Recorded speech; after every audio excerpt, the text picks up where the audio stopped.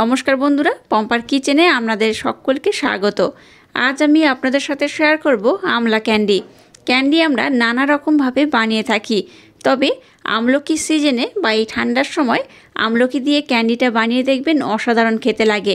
ঠান্ডার জন্য কিন্তু এটা ভীষণ উপকার।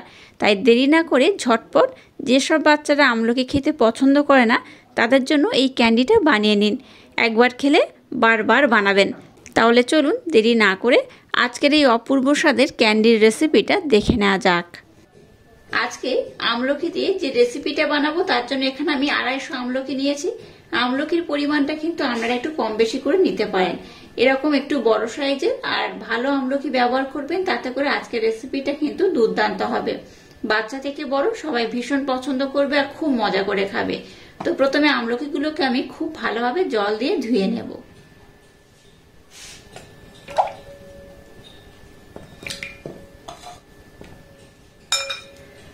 প্রথমে এই আমলকিগুলোকে কিন্তু খুব পরিষ্কার করে ধুয়ে নিতে হবে।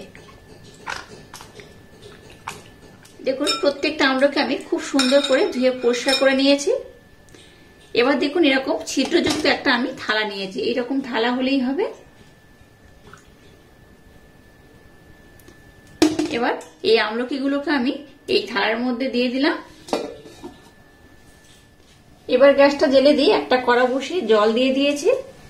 এবার এই ছিদ্রযুক্ত থালাটাকে আমি এই কড়ার মধ্যে বসিয়ে দিলাম। গ্যাসের ফ্লেমটাকে লো টু হালকা মিডিয়াম দিয়ে এটাকে আমি খুব সুন্দর করে এবার ভাপিয়ে নেব। আমলকিগুলোকে প্রথমে খুব সুন্দর করে ভাপিয়ে নিতে হবে, তারপর এটা ভাপানো হয়ে গেলে আমি আপনাদের সাথে নেক্সট স্টেপ শেয়ার করব।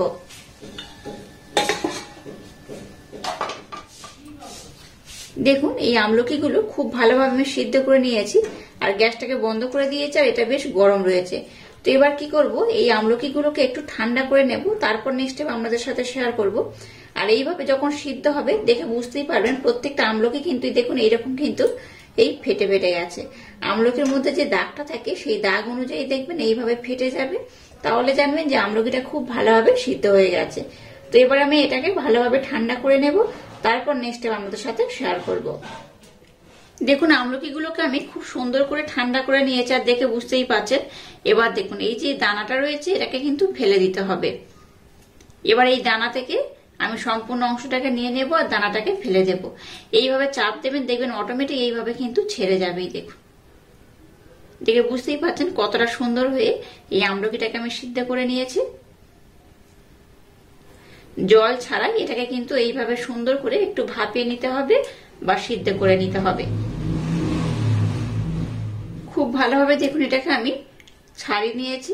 এবার দেখুন একটা মিক্সির জার আমি নিয়ে নিলাম, এটার মধ্যে সমস্ত এই আমলকিগুলোকে আমি দিয়ে দেব।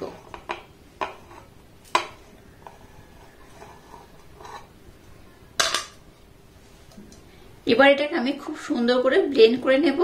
এখানে আমি জলের ব্যবহার করব না, জাস্ট নর্মাল এটাকে আমি সুন্দর করে ব্লেন্ড করে নেব। দেখুন জল ছাড়া আমলকিটাকে আমি কিন্তু খুব সুন্দর করে ব্লেন্ড করে নিয়েছি। এবার যে কড়ার মধ্যে আমি এই আমলকিটাকে রেসিপি হিসেবে বানাবো তো সেখানেই কিন্তু আমি একেবারে দিয়ে দিলাম। এই কড়ার মধ্যে আমি সম্পূর্ণটাই ঢেলে দেব। আর দেখুন কতটা একদম মিহি করে ব্লেন্ড করেছি। এইভাবে কিন্তু সুন্দর করে ব্লেন্ড করতে হবে, তাতে করে আজকের আমলকি দিয়ে যে রেসিপিটা বা যে ক্যান্ডিটা আমি বানাবো একদম পারফেক্ট হবে। এবার দেখুন গ্যাসটা জ্বেলে দিয়ে এই আমলকির মিশ্রণটাকে আমি বসিয়ে দিয়েছি। এখানে কিন্তু বেশ কিছু উপকরণ আমি অ্যাড করব। আর এই আমলকির ক্যান্ডিটা কিন্তু বাচ্চা থেকে বড় সবাই ভীষণ পছন্দ করবে। আর এই শীতকালে কিন্তু আমলকি খাওয়া ভীষণই উপকার। আমলকি সবসময়ের জন্য উপকার, তবে শীতকালে আমলকি কিন্তু আমরা সবসময় কম বেশি খেয়েই থাকি। তো এইভাবে কিন্তু বাচ্চারা দেখবেন আমলকি অনেকে খেতে পছন্দ করে না। তো আমি যেভাবে আজকে ক্যান্ডিটা বানাবো এইভাবে ক্যান্ডিটা বানিয়ে দেখবেন বাচ্চা থেকে বড় সবাই ভীষণ পছন্দ করবে আর খুব মজা করে খাবে।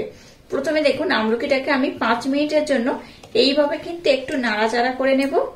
খুব বেশি সময় নয়, গ্যাসের ফ্লেমটাকে লো রেখে 5 মিনিটের জন্য একটু নাড়াচাড়া করে নেব।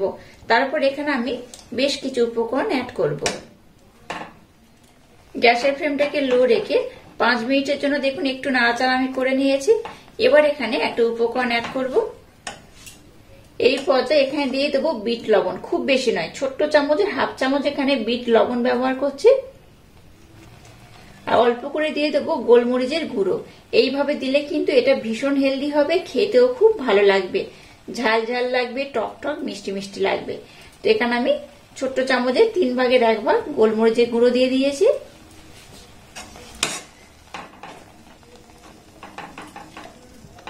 আবার এটাকে একটু এইভাবে নাড়াচাড়া করে নেব। আবারও 2 থেকে 3 মিনিট সময় দিয়ে এটাকে আমি খুব সুন্দর করে নাড়াচাড়া করে নিয়েছি। আর দেখুন এটা কিন্তু বেশ সুন্দর হয়েছে, একটু ঘন মতো হয়ে গেছে, দেখে বুঝতেই পারছেন। এই পর্যায়ে 250 আমলকির জন্য 200 আমি আখের গুড় ব্যবহার করব। আপনারা চাইলে কিন্তু গুড়ের পরিবর্তে চিনিও ব্যবহার করতে পারেন। মিষ্টির জন্য আমি এখানে গুড় ব্যবহার করছি। গুড়টা দিয়ে বানালে কি হবে, কালারটা সুন্দর হবে, খেতেও কিন্তু বেশ ভালো লাগবে। আপনারা চাইলে এই গুড়ের পরিবর্তে কিন্তু এখানে চিনি কিংবা মিছরিও ব্যবহার করতে পারেন। তবে আমলকি আর গুড়ের কম্বিনেশন কিন্তু দারুণ দেখতে হয়, খেতেও অপূর্ব হয়। একদম ইউনিক পদ্ধতিতে আজকের এই ক্যান্ডিটা বানিয়ে নেবেন। বাচ্চা থেকে বড় আশা করছি সবাই ভীষণ পছন্দ করবে আর খুব মজা করে খাবে। আচ্ছা, কেউ যদি মনে করেন ক্যান্ডিটা ভীষণ মিষ্টি মিষ্টি খাবেন, তাহলে গুড়ের পরিমাণটা আর একটু বেশি দেবেন। আর যদি মনে করেন না একটু টক টক মিষ্টি মিষ্টি ঝাল ঝাল হলে ভালো হয়, তাহলে গুড়ের পরিমাণটা কিন্তু একটু কম দেবেন। আর আপনারা যারা চিনি ব্যবহার করবেন তাদের ক্ষেত্রেও একই ব্যাপার, যে যেমন মিষ্টি পছন্দ করবেন সেইভাবেই কিন্তু দিয়ে দেবেন। আমি এটাকে যেমন খুব বেশি মিষ্টি বানাবো না, আবার খুব টক টক হলে কিন্তু ভালো লাগবে না, তাই আমি অল্প করেই গুড় দিয়েছি, যাতে সম পরিমাণে সবগুলো টেস্ট পাওয়া যায়। এখানে আমি আরো একটা উপকরণ ব্যবহার করব, তবে একটু পরে। তো এটাকে আমি আরো 5 থেকে 10 মিনিট সময় দিয়ে এইভাবে নাড়াচাড়া করতে করতে একটু ঘন করে ফুটিয়ে নেব। এটাকে দেখুন আমি অনেকটাই ঘন করে নিয়েছি, আর কত সুন্দর কালারটা হয়েছে দেখুন। কালারটা দেখে বুঝতেই পারছেন এটা কত সুন্দর কালার হতে পারে, আর খেতেও কতটা অপূর্ব হতে পারে। এইভাবে কিন্তু শীতকালীন আমলকি দিয়ে অবশ্যই একবার হলেও ক্যান্ডি ট্রাই করবেন। বাচ্চা থেকে বড় সবাই দেখবেন, যারা পছন্দ করে না তারাও দেখবেন চেটে পুটে খাবে। তো এখানে আমি লাস্ট আর একটা উপকরণ ব্যবহার করব। এবার দেখুন এই যে ছোট্ট চামচ নিয়েছি, এই ছোট্ট চামচে মাপ করে 1 চামচ আমি কর্নফ্লাওয়ার নিয়েছি। তো সেটাকে আমি জলের মধ্যে একটু মেল্ট করে নিয়েছি। এবারে কর্নফ্লাওয়ারের মিশ্রণটাকে এখানে আমি দিয়ে দেব। এই মিশ্রণটা অবশ্যই ব্যবহার করবেন, তাতে করে এই ক্যান্ডিটা কিন্তু একদম পারফেক্ট হবে। আর কর্নফ্লাওয়ারের পরিমাণটা কিন্তু খুব বেশি দেবেন না, 1 চামচই দেবেন। 1 চামচ জলের মধ্যে মেল্ট করে এইভাবে একটু দিয়ে দেবেন, তাতে করেই কিন্তু এই ক্যান্ডিটা একদম পারফেক্ট হবে। আচ্ছা, কর্নফ্লাওয়ারের মিশ্রণ দেওয়ার পর গ্যাসের ফ্লেমটাকে একদম লো রেখে আবারও 5 থেকে 7 মিনিট সময় দিয়ে একটু আমি ফুটিয়ে নেব। খুব কিন্তু ঘন যেমন করব না, আবার খুব পাতলা রাখলেও কিন্তু ক্যান্ডির রেজাল্টটা পারফেক্ট হবে না। আবার এটাকে আমি 5 থেকে 7 মিনিট সময় দিয়ে ফুটিয়ে নেব। আর কতটা সুন্দর হয়েছে দেখুন, দেখেই বুঝতে পারছেন কতটা অপূর্ব হয়েছে। এটা শুধু দেখতে নয়, খেতে এতটা অপূর্ব হয়, অসাধারণ লাগে। একবার খেলে দেখবেন আপনাদের বারবার বানাতে ইচ্ছা হবে। আর একবার বানিয়ে কিন্তু আপনারা অনেকদিন স্টোর করেও রাখতে পারবেন। দেখুন এবার ঘনত্বটা কেমন হয়েছে। এবার কিন্তু ঘনত্বটা একদম পারফেক্ট রয়েছে। এটাকে আর বেশি ঘন করব না, কারণ এটা যখন ঠান্ডা হবে অনেকটাই কিন্তু টাইট হয়ে যাবে। একটা থকথকে ভাব হলে যেমন হয়, ঠিক সেই রকম করেই কিন্তু এটাকে এইভাবে সুন্দর করে বানিয়ে নিয়েছি। আর দেখুন কত সুন্দর হয়েছে। ঘনত্বটা কিন্তু এইরকমই হবে, তাতে করে এটা একদম পারফেক্ট হবে। তো এবার আমি গ্যাসটাকে বন্ধ করে দেব। এবার দেখুন একটা রোল পেপার নিয়ে নিয়েছি, আর এর মধ্যে একটু অল্প করে ঘির প্রলেপ কিন্তু লাগিয়ে দেব। এবার এই মিশ্রণটাকে এখানে আমি দিয়ে দেব।